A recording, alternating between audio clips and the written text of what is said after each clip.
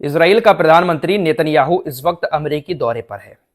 कल अमेरिका के अंदर डोनाल्ड ट्रंप और नेतन्याहू के बीच मुलाकात हुई। 2 घंटे तक बैठक चली और इस 2 घंटे की बैठक में इन दोनों लैला मजनूओं ने गाजा और ईरान को लेकर कई सारे प्लान बनाए। मीडिया रिपोर्ट्स के हवाले से जो चीजें हमारे सामने आई हैं वो आपके सामने रखने की कोशिश करेंगे।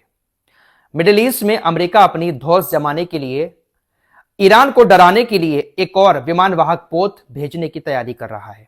आपको तो मालूम ही है कि सबसे बड़ा विमान वाहक पोत अब्राहम लिंकन इनका मिडिल ईस्ट में तैनात हो चुका है। डोनाल्ड ट्रंप ने अब साफ किया है कि एक और विमान वाहक पोत जिसका नाम जॉर्ज बुश है उसको भी मिडिल ईस्ट में भेजा जाएगा। ये जो जॉर्ज बुश नाम पड़ा है आप तो जानते होंगे, आपने सुना होगा, अमेरिका के एक राष्ट्रपति हुआ करते थे। जब सद्दाम हुसैन और ओसामा बिन लादेन का जमाना था उस वक्त अमेरिका के राष्ट्रपति जॉर्ज बुश थे, उन्हीं के नाम से ये विमान वाहक पोत बनाया गया है। फिलहाल इसको भी भेजने की तैयारी मिडिल ईस्ट में हो रही है। इसके अलावा कतर का जो अल उदीद बेस है अमेरिका का, वहां पर अमेरिका ने मोबाइल पैट्रियट मिसाइलें भी तैनात कर दी हैं। सैटेलाइट से ली गई तस्वीरों में ट्रकों पर लगे मिसाइल लॉन्चर दिखाई दे रहे हैं।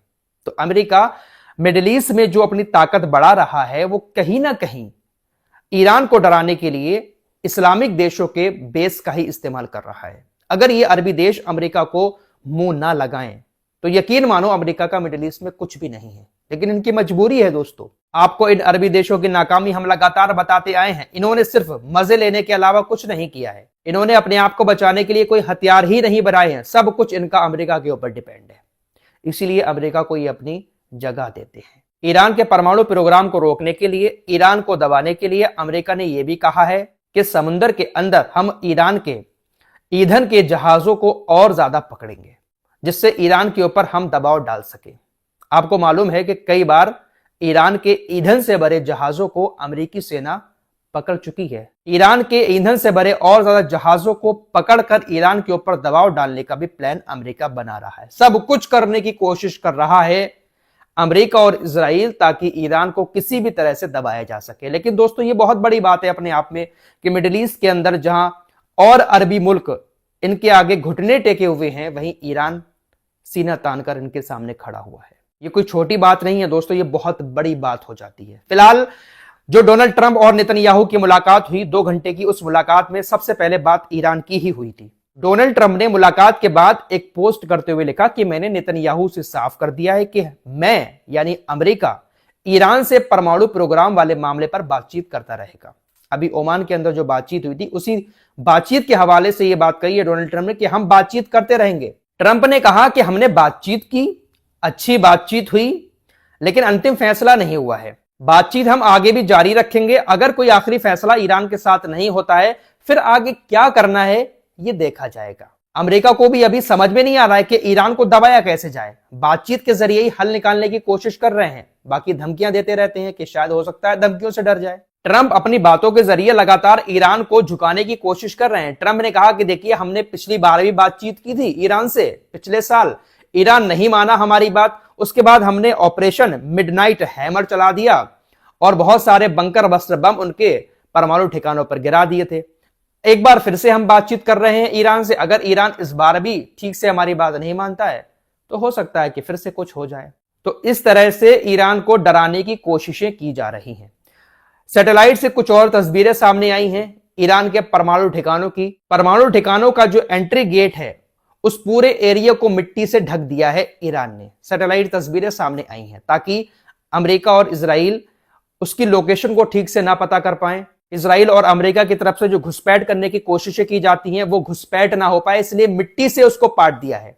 एंट्री गेट कहां है किसी को समझ नहीं आ रहा है। कुल मिलाकर बात यह है कि ईरान को ये लोग किसी भी तरह से दबाना चाहते हैं। जो कुछ इन्होंने गाजा के साथ किया, इनको ऐसा लग रहा था कि हम वही सब कुछ हर देश के साथ कर सकते हैं। वेनेजुएला को दबा दिया, बाकी अरबी देश को दबाने की जरूरत है ही नहीं, वो तो दबे ही पड़े हैं। बस ईरान मुट्ठी में आ जाए फिर मिडिल ईस्ट इनका है। गाजा की बात कर लेते हैं दोस्तों। गाजा में इजरायली सेना ने ऐसे ऐसे हथियारों का इस्तेमाल किया है जिनके इस्तेमाल पर प्रतिबंध, ऐसे ऐसे हथियारों का इस्तेमाल किया है फिलिस्तीन के खिलाफ। अब रिपोर्ट सामने आ रही है। एक रिपोर्ट आई है द रेस्ट ऑफ स्टोरी के मुताबिक गाजा में इजराइल ने वैक्यूम बम का इस्तेमाल किया था। बहुत आसान भाषा में आपको बताऊंगा। दावा किया जा रहा है कथित तौर पर कि वैक्यूम बम एक ऐसा बम होता है जो आसमान में जाकर पहले फटता है और उससे बादल की तरह एक धुआं सा आसमान में बन जाता है और फिर उसमें एक ब्लास्ट होता है, और जब वो धुआं ब्लास्ट होता है तो तकरीबन 3500 डिग्री सेल्सियस टेम्परेचर बढ़ जाता है। थोड़ा और आसान भाषा में बताऊं, बम ऊपर जाता है, फटता है और बादल बन जाते हैं, और फिर उन्हीं बादलों में, जो बादल होते नहीं है लेकिन बादल जैसे दिखते हैं, उन्हीं बादलों में एक ब्लास्ट किया जाता है, आग लग जाती है ऊपरी ऊपर, और उसमें 3500 डिग्री सेल्सियस तक तापमान बढ़ जाता है। और जब तापमान बढ़ता है तो आसपास का जो एरिया होता है, वहां के जो लोग होते हैं, वह पूरी तरह से पिघल जाते हैं। मिलिट्री एक्सपर्ट और चश्मदीदों का कहना है कि इजराइल ने वहां ऐसे हथियारों का इस्तेमाल किया जिन्हें वैक्यूम बम, थर्मल या थर्मोबैरिक बम कहा जाता है। रिपोर्ट्स के मुताबिक ऐसे हमलों में मारे गए कई सारे लोगों की बॉडी मिली ही नहीं है। गाजा की सिविल डिफेंस टीम ने 2842 ऐसे फिलिस्तीनियों का रिकॉर्ड दर्ज किया है जिनके बारे में कहा गया है कि दफनाने के लिए उनका कोई हिस्सा तक नहीं बचा। वहीं 3500 से ज्यादा लोग अब भी लापता हैं। रिपोर्ट्स में ऐसी बातें भी कही जा रही हैं कि जिस तरह का टेम्परेचर होता है वहां का 3500 डिग्री सेल्सियस, इस बम के फूटने के बाद उस टेम्परेचर में जो इंसानी जिस्म होता है वो भाप बनकर उड़ जाता है। भाप बनकर उड़ता क्या है, मतलब पूरा पिघल जाता है। इतने टेम्परेचर में हड्डी तक पिघल जाती है। ऐसा कहा जा रहा है कि जब ये बादल नुमा चीजें जब एक बिल्डिंग के अंदर घुसती हैं तो अंदर के सारे लोग खत्म हो जाते हैं, लेकिन बिल्डिंग सलामत रहती है। तो ऐसे ऐसे हथियारों का इस्तेमाल किया है। रिपोर्ट्स में ऐसी बातें सामने आ रही हैं। मतलब कह सकते हैं कि सारी हदें पार कर दी, इंसानियत को शर्मसार कर दिया, लेकिन अभी भी हाथ खाली का खाली है। डोनाल्ड ट्रंप की तरफ से जो सीजफायर लागू किया गया था, तकरीबन 100 दिन हो चुके हैं, दूसरा चरण लागू है। इस सीजफायर के दौरान भी तकरीबन 500 फिलिस्तीनी अब तक मारे जा चुके हैं इजराइल के हाथों। डोनाल्ड ट्रंप से मुलाकात करने के बाद बेंजामिन नेतन्याहू ने यह भी कहा कि देखिए, गाजा के अंदर हमारे बहुत सारे सैनिक आपकी वजह से मारे गए हैं। सीजफायर लागू होने के बाद आपने हमें हथियार देना बंद कर दिया था, जिससे हमारी सेना के पास हथियारों की कमी हो गई। इस वजह से हमारे कुछ सैनिक गाजा के अंदर मारे गए। तो इस तरह से ये लैला मजनू एक दूसरे को फुसलाने की कोशिश करते हैं। फिलिस्तीन को अलग देश बनाने की बात भी आई। वहां पर नेतन्याहू कहता है कि देखिए, किसी भी हाल में फिलिस्तीन अलग देश नहीं बनेगा। भले ही पूरी दुनिया के सभी देश फिलिस्तीन को अलग देश बनाने की मान्यता दे दें, लेकिन गाजा और वेस्ट बैंक इजराइल के कब्जे में ही रहेगा। फिलिस्तीन अलग नहीं हो सकता। अमेरिका एक तरफ इजराइल के ऊपर दबाव डालता है कि फिलिस्तीन को अलग देश बना दो, 2 स्टेट पॉलिसी वहां पर लागू कर दो। वहीं दूसरी तरफ अमेरिका ही है जो इजराइल को बहुत ज्यादा मदद करता है। वॉर पावर इजराइल की रिपोर्ट के मुताबिक अमेरिका इजराइल को हर साल तकरीबन 3.8 अरब डॉलर, करीब 32,000 करोड़ का सैन्य सहायता देता है। अमेरिका बहुत बड़ी मदद करता है, हथियार से भी मदद करता है और पैसे से भी मदद करता है। इसीलिए तो इजराइल टिका हुआ है। गाजा इजराइल जंग को 2.5 साल पूरे हो चुके हैं। इजराइल की तरफ से दावा किया गया है कि हमारे तकरीबन 1150 सैनिक मारे गए हैं।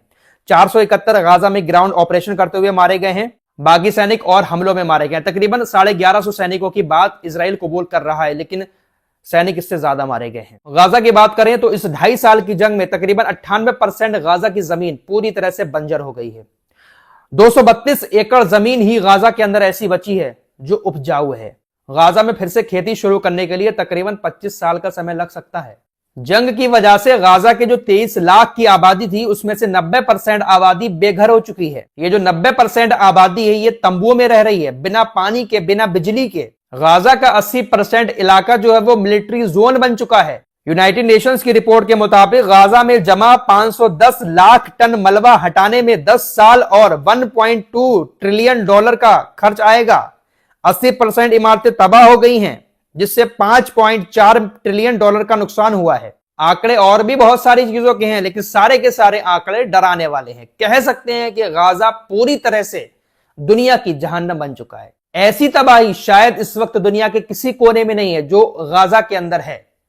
20-30 साल भी लग जाएंगे, फिर भी गाजा पहले जैसा नहीं बन पाएगा। मलबे के ढेर लगे हुए हैं, ट्रिलियन डॉलर खर्च होंगे मलबे को हटाने में। सिर्फ खेती नहीं कर पा रहे हैं, घर नहीं बना पा रहे हैं लोग।